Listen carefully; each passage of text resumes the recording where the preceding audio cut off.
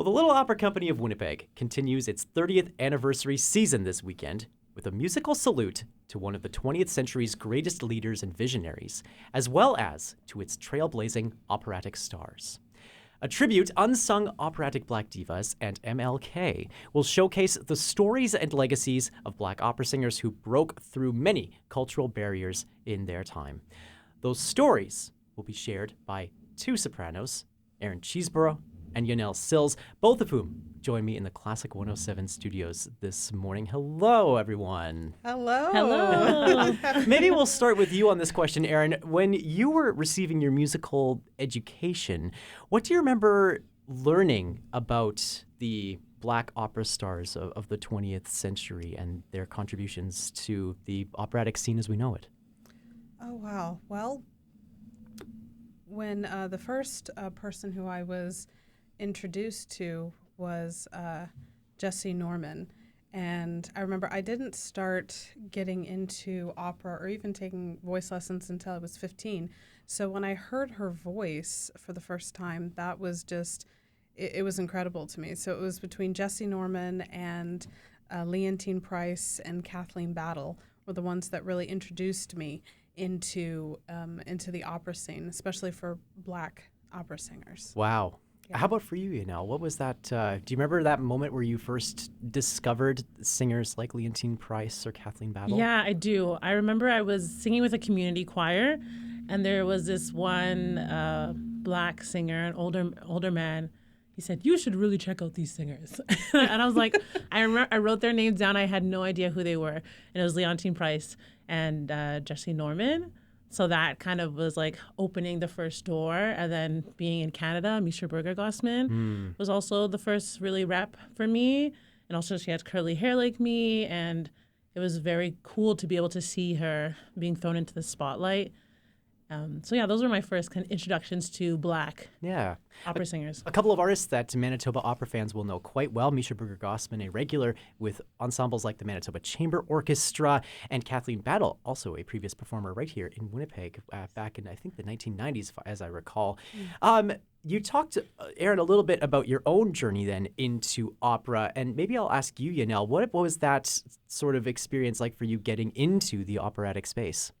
I would say that I definitely stumbled into it. My mother has a soprano voice naturally, so that was my first experience into maybe more vibrant operatic singing. When I was 12, my mom put me in a children's choir and they sang classical music for children. So that was my first experience with classical voice. And then when I was in high school and trying to figure out what I wanted to study, I didn't know what I wanted to do, but I knew what I liked. And with my connection to that choir, I applied to classical voice programs.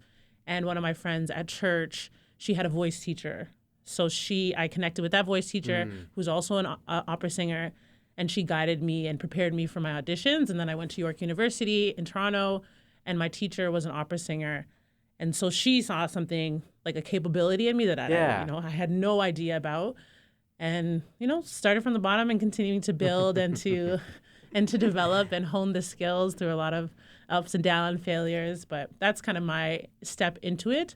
But I feel like it was like constant stumbling and, stumbling into like cracked doors and continuing to build and grow. Both of you have established quite vibrant operatic careers, not just in Canada, but beyond in certain circumstances. We're still in a place culturally, it seems, especially in call them Eurocentric maybe art forms like opera, where these kinds of stories, the stories of Black divas, the experience of MLK, are not shared often. And when they are, it can sometimes feel like it is outside of the norm still in 2025. But maybe I'll start with you on this question, Erin. What role does opera have in culture more broadly, do you think, to continue to press for representation and equality in this space? Well, from what I've seen before, especially in my life, opera is something that really stays. And a lot of young people of color, I feel like, aren't introduced to it much, especially where I'm from. So it brings a lot because it shows the journey that we've been on and what we've had to fight for, really. So it's very present. And opera in general, there's such, it's so long lasting, than I think some other genres. Not that I don't love those other genres. Yeah. I think they're great. But this, it stands the test of time. And so when other people of color or like us are able to achieve it, and even though it's different from what they hear, it gives a sense of just something new and exciting, and that we can accomplish this. Yeah. Maybe Jonelle, another question in the same vein would be, what power does opera have to share the experiences of the Black community that maybe other artistic mediums might not be able to do? We talk about this lasting power that Erin was speaking of. Is that maybe part of that equation? This sort of staying resilient sort of an art form that has stood the test of time for hundreds of years? Yeah, absolutely. As you're talking, what came to my mind also when Erin was talking was the vibrancy, literally, of opera. It's like, our voices are vibrating over orchestras and small and big houses. And I feel that the Black community is not a monolith, but I feel it's a monolith in the way that we love each other, in the way that we express ourselves, and in the way that we, show up through all the turmoil and all the, being marginalized, being set aside, being killed, being, not recognized, that we continue to show up. So much so that the legacy of the women that we are portraying, even though they were maybe pushed aside, that it was still so powerful that hundreds of years later, we're telling their story. Yeah. So I think that opera is relatable to the Black community because of how vibrant it is. And maybe because of systems, it's been, it's only for a certain type of people. But most of the time when my community members come out to support a show, or they come with me to a show, or I give them a ticket to a show, they go back. So they have this returning, and they go back on their own, not just with me. Yeah. Wow. Yeah, absolutely. Is that the same thing for you, Erin? Yeah, absolutely. They, I liked how you mentioned, because it's so true. We can, we don't let it stop us. These women did not allow the challenges that they faced to stop them. And because of that, it helped future generations. It helped us, and the sort of power struggle that that we still go through. But yeah, it definitely opened a lot of doors for that. Yeah, so much of that experience, it sounds like, will also be going into this weekend's performances here with the Little Opera Company, without giving too much away. Right. Because we want people to show up. We gotta be there. Get surprised, give you something. Exactly. Without giving too much away, Erin, what can people expect to hear this weekend? I think they can expect to hear just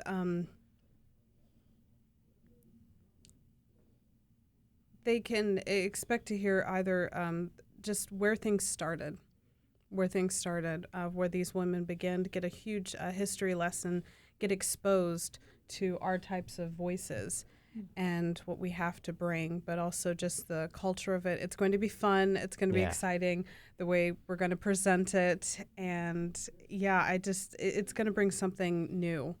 So, yeah.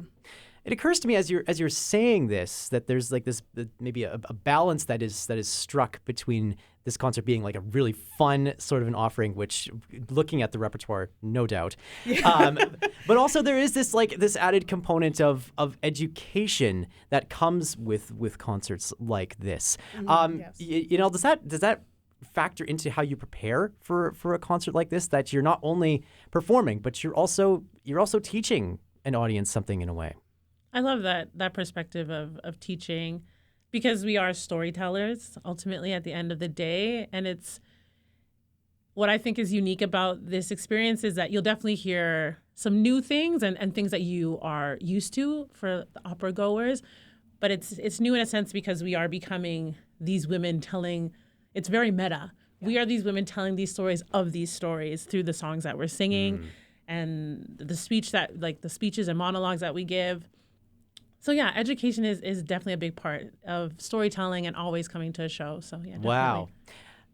One element we have not yet touched on, we've talked about the Black Divas that have Yes. inspired both of you, but we have not yet touched on the other tribute that this concert is promising. That is a tribute to Martin Luther King Jr. Yes. How does Martin Luther King Jr.'s message resonate in this concert, Erin?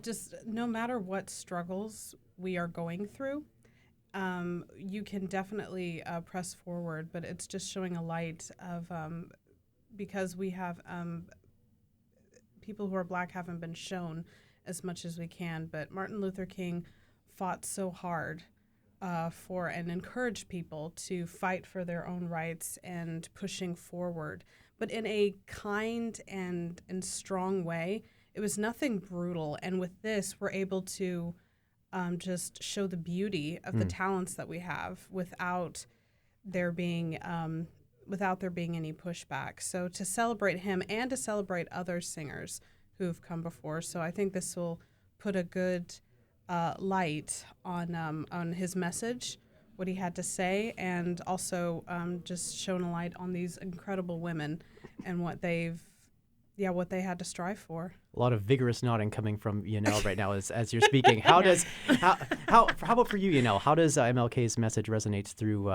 How will it resonate through your performances this weekend? I feel Erin had said it so well. That's why I was like nodding my head so vigorously, especially as she emphasized like the light. I feel that in my understanding of Martin Luther King as a Canadian, that there was so much power to how he resisted the racism in America. And racism is dark.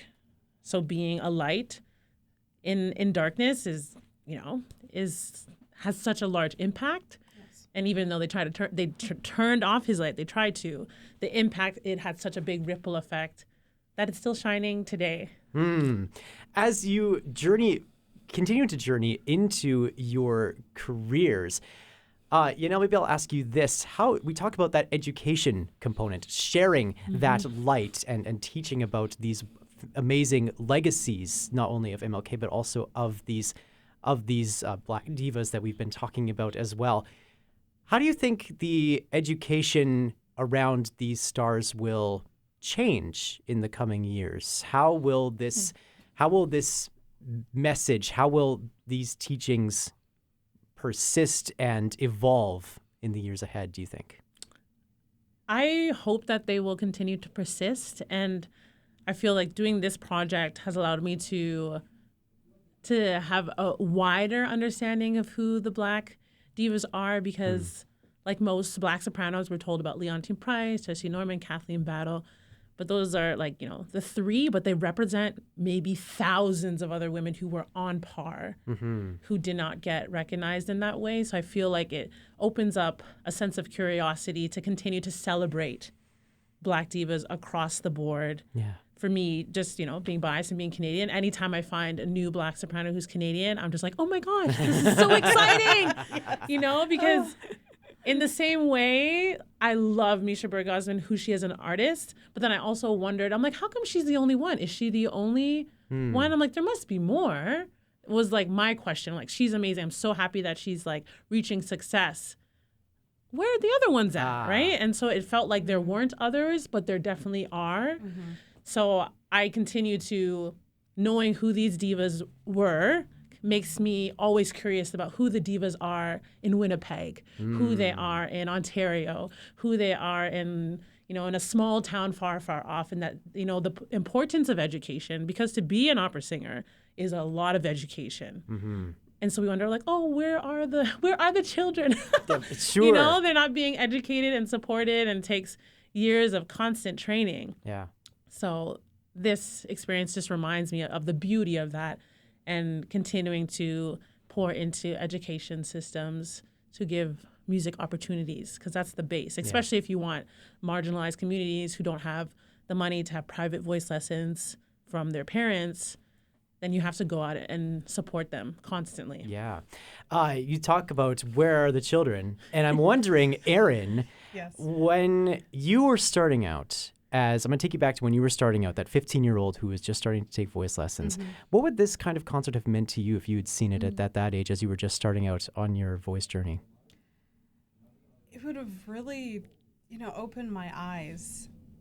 Because usually when I would see opera singers, they were just, they were just white, Yeah. or just something like that. I never saw anybody who looked like me, and representation is so important. So when I see people like that doing that, I'm like, oh wow, it just really broadened that view. Because unless you have representation,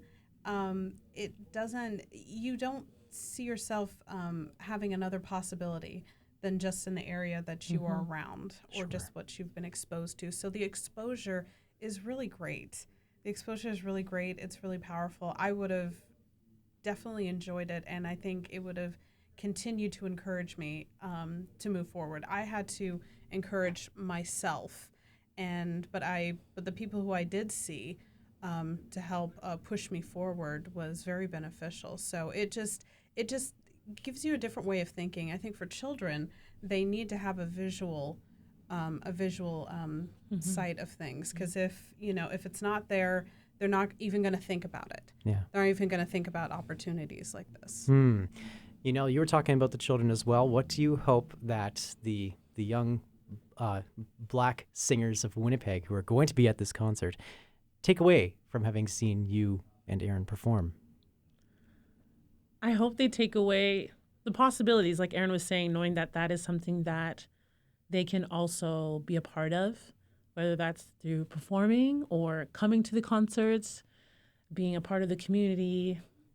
I think it's about possibility and curiosity and hopefully a relationship. And I feel, being Black, usually it's very community oriented. So I hope they come say hi. We want to say hi to them and support them however we can. Yeah. So I hope that's what they get out of opportunity, possibility, and community. Yeah, I hope they're not afraid to come up and talk to us afterwards, because kids like to be hands-on and just like, oh yeah, but when you're, I don't know, dressed up like that or everything, they can be like, oh, are we? I'm like, no, come talk to us. Yeah. We're friendly, we're kind, and we want them to enjoy it like that. Yeah. Yeah. This will be an incredible event for our community. We cannot wait for this weekend. Erin Cheeseborough and Jonelle Sills, thank you so much for joining us in the Classic 107 studios to tell us more about it. Thank you. Thank you.